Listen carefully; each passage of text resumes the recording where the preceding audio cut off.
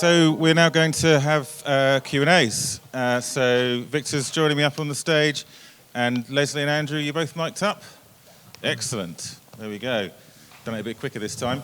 So Leslie is our Director of Customer Contact, so she manages the contact team. That's the people who answer the phones, also the complaints team. Andrew is our Director of Tenancy Compliance and Management and other things. So he looks after all things to do with your tenancy and to do with behaviour of your neighbours, and also some of our commercial property and our resident engagement team as well. So between the four of us, we cover all of the business in some way or other. So we'd love to be able to listen to your questions and see how we can help, if indeed we can. Who would like to kick us off? Down at the front here. Elliot's got a microphone. Do you want to come down, Elliot?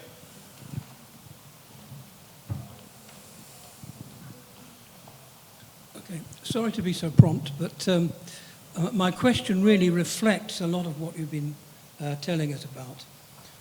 Quite recently we had a meeting where I live in sheltered accommodation, in which I would say a titanic list of failed repairs was put together, right, by all the different tenants, plus of course the work that's already been going on. And now it struck me as being particularly unique that we are, 1960s bungalows which replaced the original prefabs, etc. And therefore, we are one of those problem houses that you talked about. Now, it just so happened I was looking through a local newspaper, and I noticed a photograph from the air of a set of bungalows and flats, which was all, I was almost going to say, well, that's us, that's us. And I looked closely, and it said, yes, okay, I can give away that it was Bolsover, if you want to check. And they said that they'd all been written off as substandard and were going to be replaced by affordable housing. Now, it struck me that it's possible to allow disrepair to accrue to the extent that, in fact, that the entire set of houses can be written off as substandard, and that be used as an excuse to develop them. My question is, what are the plans for such places, for such sheltered accommodation? And is it possible to improve beyond belief the condition of those houses, given the fact that they probably are on some kind of a historic sequence towards some kind of change? Okay, shall I start? We call them regeneration areas. That means 2 localities that we plan to demolish the block and to rebuild. That's the only 2 we have. One's already occurred, and the other one we're consulting, and the residents know, in Keynsham.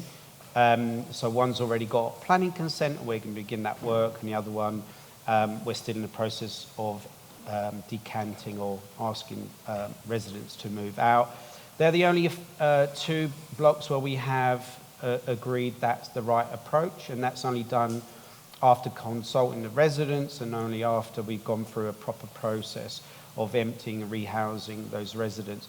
It was only this year that the government, this present government, allowed grant to be used for this type of work.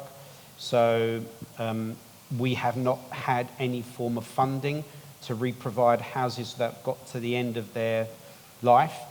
So to answer your question, we don't have any further plans to demolish and build, but I think it would be a lie to say that shouldn't be an option. I do think it should be part of the options appraisals for our homes, accepting that this could only be done where there is support from the local community for that to occur, and that we can get funding from government.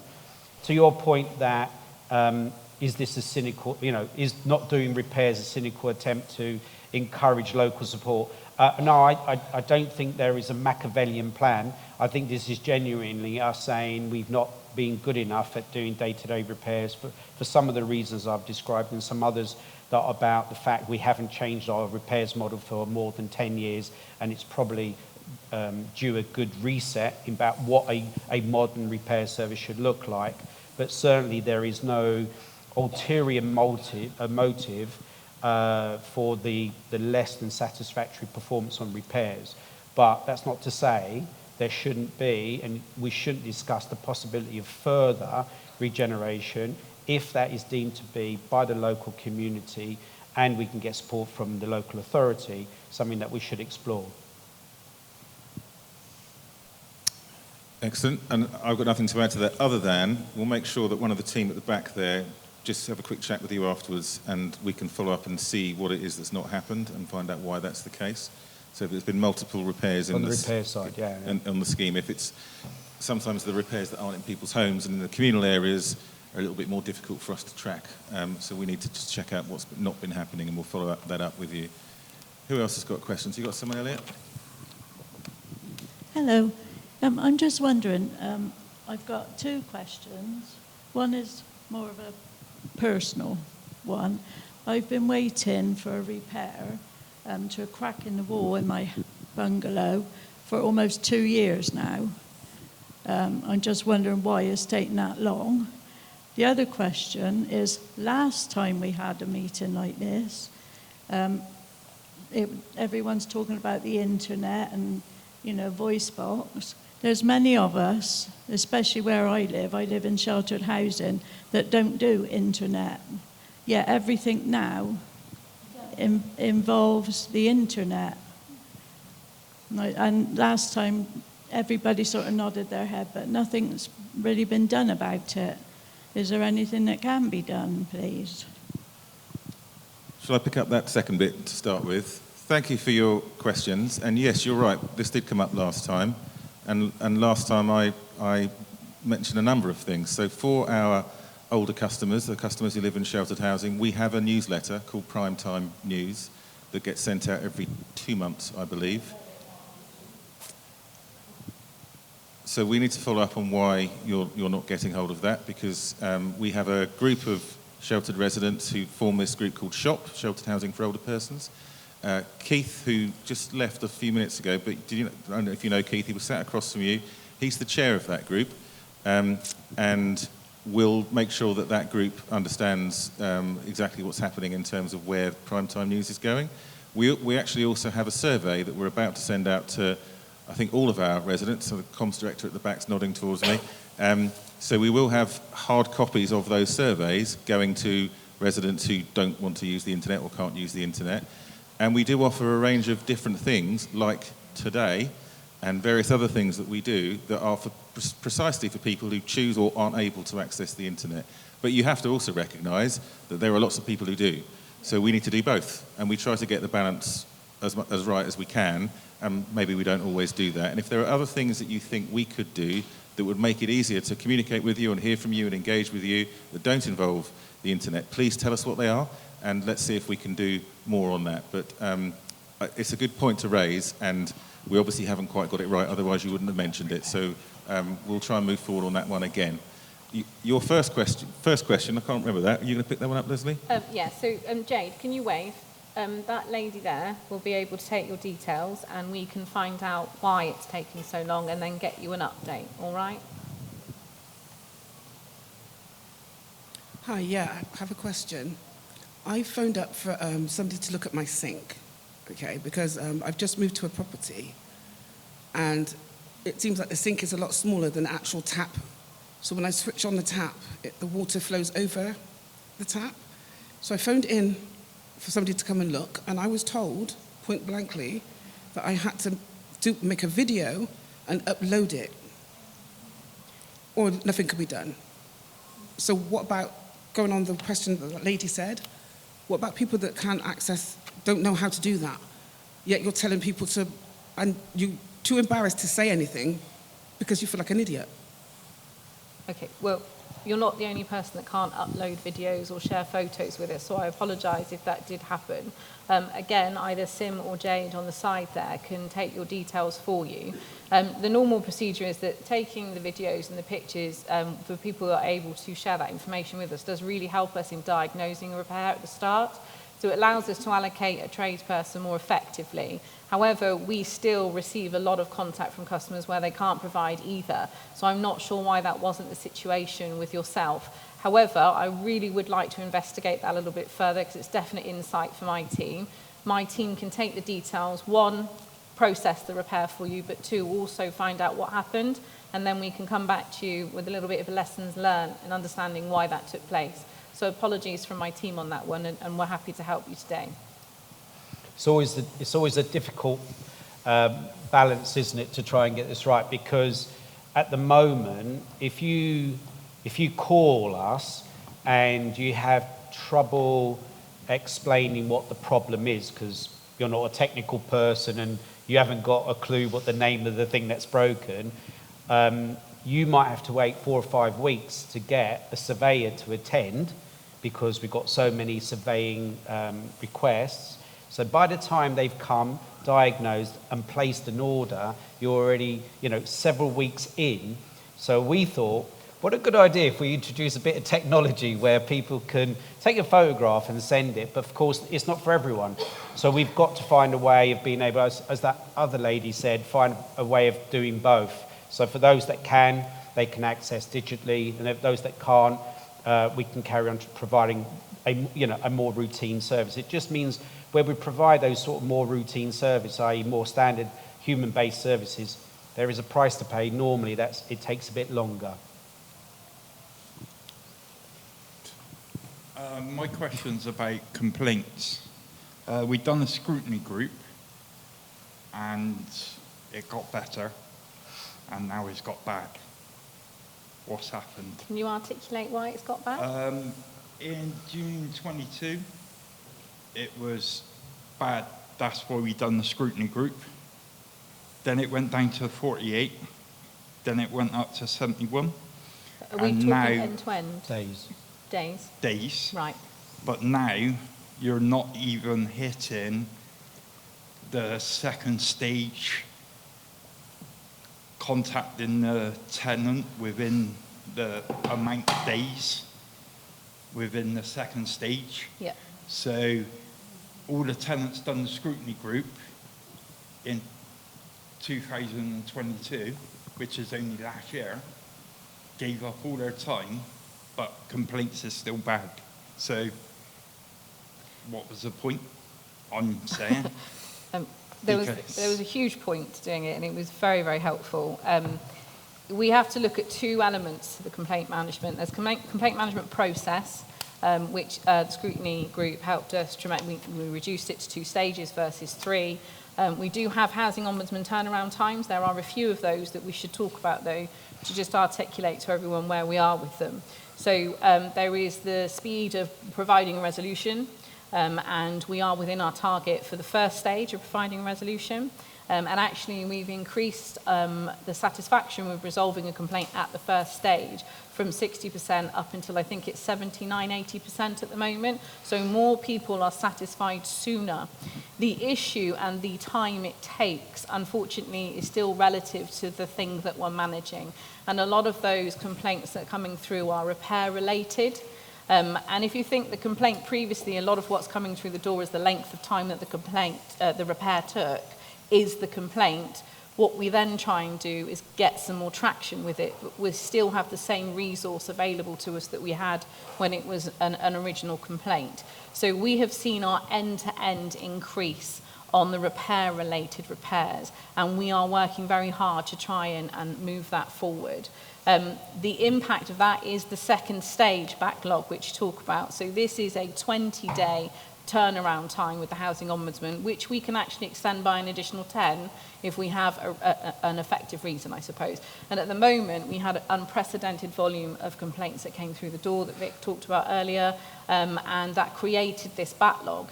A lot of our customers are okay with that as long as we communicate with them and we add the additional 10 days on, and we then obviously work through it with them to try and get a resolution. This was quite a considerable backlog. A good 2 months ago, we had a backlog of around 60 cases. We now have a backlog of 7 because we've done a number of initiatives that try to bring that down. So my team and our DLO colleagues were working Saturdays in order to try and get the repairs completed and do the audit trails of events, because with any complaint, in order to understand what went wrong and actually accept learning into the business, you need to do an audit trail of, well, why did it go wrong, which we can then share with the business. Housing Ombudsman expect that, but we also just need it in general. So this is where it can take a bit of time, and we're working our way through it. The good news is it has come down to 7, and we should see those completed by the end of this week. And also the good news is that it might be taking a little bit longer, and you could view that as bad, but the service satisfaction results are the highest we've ever seen. And I've worked at Curo for 8.5 years, and although we are in an interesting, as Jane called it, period of time, there are some successes within this because of the scrutiny panel and the attention that we're giving the complaints. Our customers are, in the main, telling us that they're much more pleased with the outcomes. They're more satisfied. But we've still got work to do. This isn't me being slopey shoulders. There is still things that we need to do, and we're working very closely with our response team to try and sort those end-to-end times down so that we can improve things again going forward. Hello. Just like to say thank you very much. I'm enjoying my new bungalow. few little tweaks I can cope with. I would ask Curo, though, to consider when you're allocating property to a disabled person in a wheelchair, you think about the position of the gas and electric meters and the fuse board. Because if my fuses go again at 12 o'clock at night, who do I call? Yeah. We can help with that. Have you contacted your providers to ask them to lower it or rearrange them for you? No, because I've just moved in. We can help you with that. If you flag to one of my guys, we can make contact if you give us third-party permission and work with you on that. Right. I asked my provider 3 years ago, you mind? How Still did that not go? doing? No. Did you ask for a reasonable adjustment when you were on the phone? Yeah. Do you want me to do it for you? Yeah, yours is a very unusual situation. Yeah. Oh, yeah. But to the point around what should be a standard expectation of homes, you know, you would have seen Jane talked about our vision around homes being a place that everyone is proud of. And I think part of that work we need to do with residents this coming year is to try and describe what that looks like. What is the Curo home standard that we should aspire to? And that includes things like disability adapted aspects of the home. So one for you to get involved with when we start having a conversation about what the Curo home standard should be. Elliot, if you've got a few people still with their hands up, so should we carry on with you there? I have a couple of questions, one about existing homes, one about new homes. So my question about existing homes is obviously you've adopted the 26 recommendations from the Housing Ombudsman about damp and mould.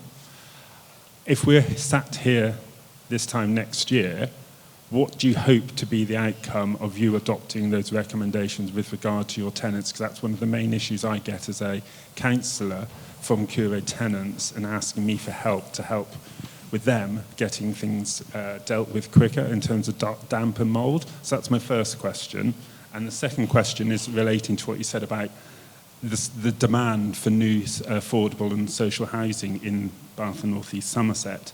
As part of that, what do you see the plan for the villages across North East Somerset, and how do you hope to improve the housing stock in some of those smaller communities, not just in Bath and Keynsham or Midsummer Norton, but some of our rural communities where there is real housing shortages? Who wants to do what? Do you want me to do new supply? I'd love you to.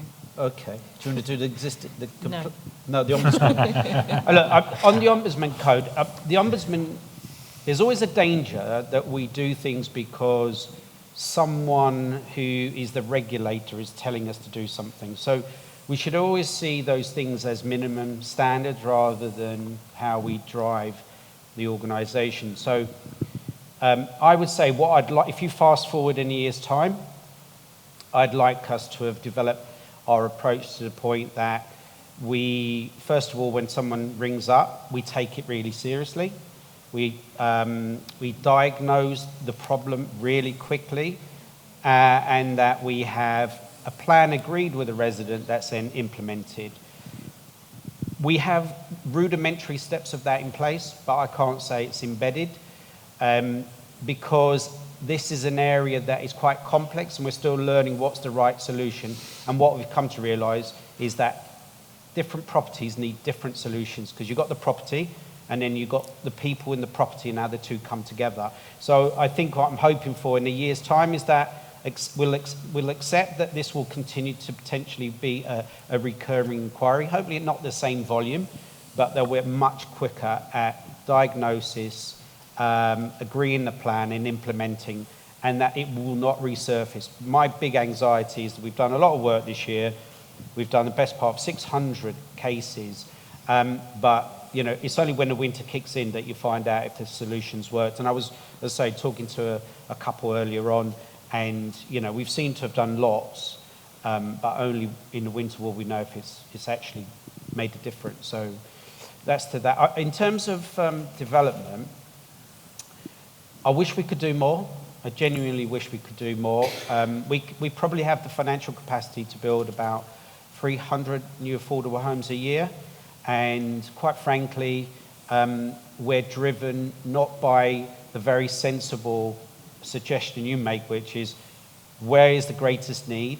We're driven by availability of land. I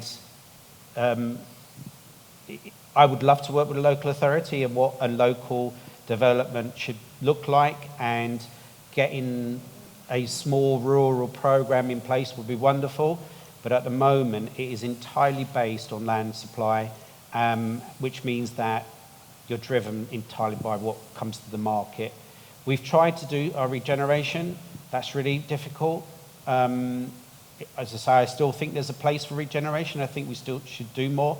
But I'd love to be able to have a conversation with local authority about saying, what can we do for local communities to build small infill sites in rural communities? But it's very difficult without the sort of political support for that to happen.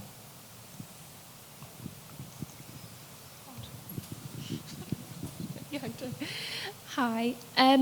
You say you want to work alongside the local council and things like that.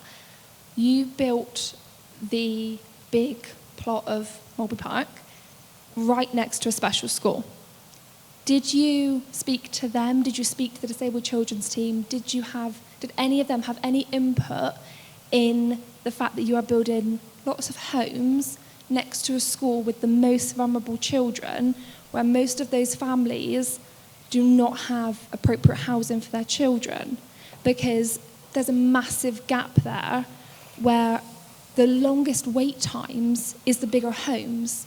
And when people, you've got several children, similar age, all together, most of the time the people with the more bedrooms are because those children have complex needs.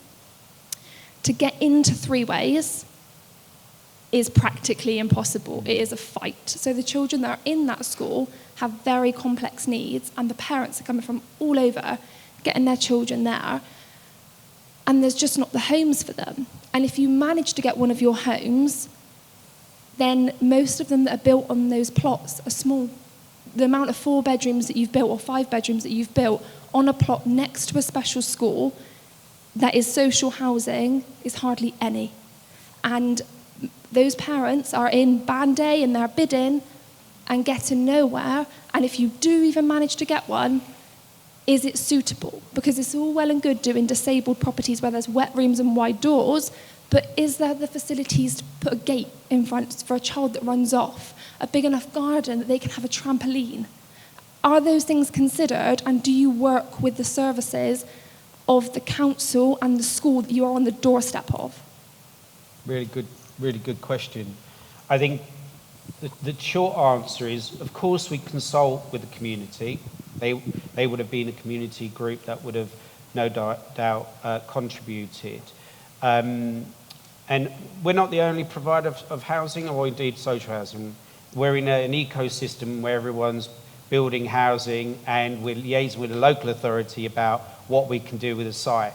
And you're always trading stuff off.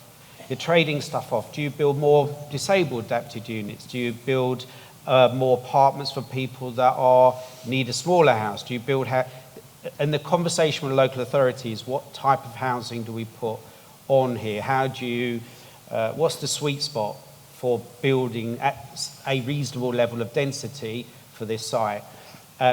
You're always going to end up, I think, compromising as a result, because you're trying to do so many different things. What we've got here is predominantly houses, which is a good thing. You know, most developments these days are flatted, but here 75% are houses, and they tend to be 2, 3s, and some 4s, very little 5 beds. But this is, you know, this is what we're dealing with every day. You know, how do you make use of the land? What's the best? We've now got 700. If we'd have put 5 bedroom houses, you might have got 550. And then you get the, well, what about all the other people? We're always trading stuff off, and that's the reason we consult, to try and find a happy medium for all the different needs that we've got on the waiting list. I suspect if you're on a waiting list in Baines, I don't know, 5,500 people registered, I think, last time I asked. You know, the large family homes, I asked, if you are waiting for a 3-bedroom, you're waiting on average 16 years. And if you're waiting for a 5-bedroom, you're waiting 127 years. And that's simply because of the demand and the available supply. And of course, we'd love to build 5-bedroom houses, but where do we get the land? I mean, this is a constant problem. We simply don't have enough land to build housing on. But I'm absolutely 100% behind you. Bigger, larger family homes would be what we should be aiming to provide, amongst other things. But I will say this, sounds slightly political, but I will say it. We used to have loads of 5-bedroom houses, and they were all sold off under right to buy. Can I just add a couple of bits to that as well? Longer term in Bath North East Somerset, where we are today, it looks as if we're going to need collectively to provide an extra 15,000 or so homes in the next 20 years. So this is what the council is looking at right now. Our councillors are nodding at me. The local plan that's being developed is a big consultation with everybody across Bath and North East Somerset. Really, that's going to kick off in December, January, I think, the next phase of that, with the options that they're going to put forward. That is looking at, is 15,000 or so the right number, and where would they be built, and what sort of homes would they be? And if you think about the layout of Bath and North East Somerset at the moment, there aren't many places where we could get 15,000 homes in that period of time. But equally, we need to really understand collectively how many of those homes are new homes for young couples, how many of those homes are for families, how many of those homes are for people who need them to be really affordable, how many of those homes are accessible for people who've got mobility issues, and that hasn't been worked out yet. And whatever happens as a result of that plan, that's where all the money should be focused. That should be central government money, local authority money, house builder money, housing association money, all coming together to target those geographic areas and those types of home.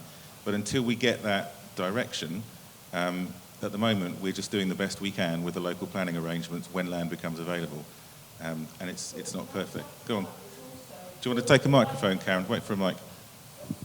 Building the right houses in the right places on good transport links. Yeah. So again, in rural areas, as my colleague behind said, you know, is again good transport links. Absolutely, and infrastructure and transport is another massive part of the local plan that the council will be running that consultation exercise for the next year and a half or so. And without trying to stir a hornet's nest, I think that's why regeneration, knocking down older properties and building new homes is one option, because if you look at some of the sites that were built after the war, the land take is very, very large for the size of accommodation, and you could reasonably increase the density, put family housing in existing locations that do have public transport links, that do have shopping and other community facilities. But it's such an emotional issue. People find the demolition of existing homes and the re-provision quite difficult, as we found out here when we tried to do that in Foxhill Estate only 5 or 6 years, well, maybe 8 years ago. But when we even explored it, it is a really emotive subject. But clearly, If we don't want to build on a green belt, it has to be built on existing sites. So a conversation about regeneration has to form part of how we solve this demand problem. Just waiting for more questions then. And while we're doing that, Vic and I will continue our party political broadcast. But just one other point to add on to that, just before our friend here has his question. When you look at social rent, so this is the lowest level of rent that's available for anybody. In Bath and North East Somerset, our homes, 85% or 90% or so of our homes are social rent. They are at 35% of the market rate. So Victor mentioned earlier on that the affordability of homes is particularly difficult here because it costs 14 times the average salary of someone working here to buy a home, to buy an average sized home, average price home. But also the rent levels in this area are astronomical. So if the market rent is 100%, ours are 35%, our social rent homes. So they are heavily, heavily discounted to the market. And they're still too much for some people, and we totally understand all of that. When you look at England as a whole, because of things like right to buy and right to acquire and other things as well, housing associations do sell some of their homes sometimes, the net number of new social rented homes into England last year was minus 7,500. Okay, so there are fewer social rented homes now than there were last year, and it would have been the same last year compared to the year before. This is not the way to get out of a housing crisis, by having fewer and fewer homes at the cheapest level. But that's what we're up against. That's what we should all be complaining about and all be trying to agitate towards changing. And if we can get more cheaper homes built for people who have the biggest challenges with affordability, that's going to be the way that we can get out of this crisis. Right, I'll stop. Okay, thanks. 2 questions. They predict that house prices are going to rise by 5% in the next 2 years, but yet they predict that the price of rent will rise by 45%. So what is Curo going to do to protect its current residents from significant rent increases in the future?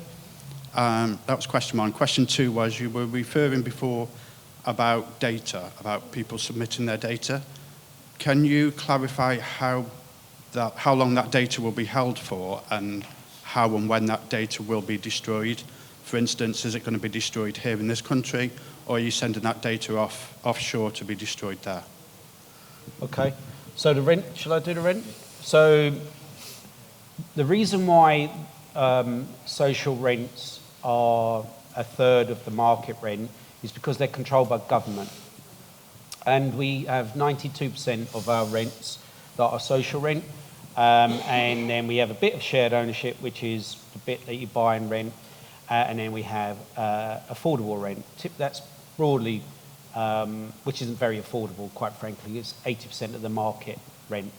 Thankfully, it's a small proportion of our portfolio. The point I'm making is, though, every year in September, the government sets social housing rents. So it normally does that on a CPI plus, that's consumer price index, plus 0.5%. Last year, if that had happened, the rents would have been, whatever it was, 11 plus 0.5. So +1, I think, Vic, isn't it now? Is it +1? All right, +1. So it would have been a very hefty 12%. The government set direction, and so the actual increase was 7%, which is still a lot, but it's actually obviously a significant reduction to the true cost of running an organisation. And that will continue to be the case. So to your point, the market rent will go up a significant amount. We don't know what it will be, but it will go. Typically, it goes up with earnings, and that might be 8%, 9%. Our rents will always be controlled by government and have always been controlled by government. So it will not run ahead. It will run a controlled way. Typically, as I say, CPI +1, but I suspect it'll be lower than that, that figure this year. So you won't see. That's why our average rent's £104 a week, because it is controlled by government. The other point was about data. We don't we don't give anyone else the data. It's held in our systems, and that data will be held there. We hope that it will be updated either because we're told that it's no longer valid, or because we proactively ring up to find out. But whilst the tenancy is alive, it exists, we will use that data for the purposes of adjusting the service. But when the tenancy terminates, that data is then deleted. Oh, my colleague Amy wants to say something.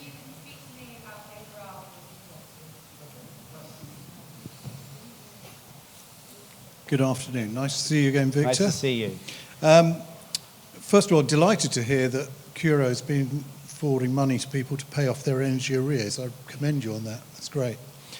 Last year, when you were sitting in front of us, you said you wanted to reduce wastage and increase accountability. The other thing you were going to do was increase your number of in-house contractors to try and reduce the wastage. Now, you said earlier that that's not been a success. So we haven't reduced wastage then?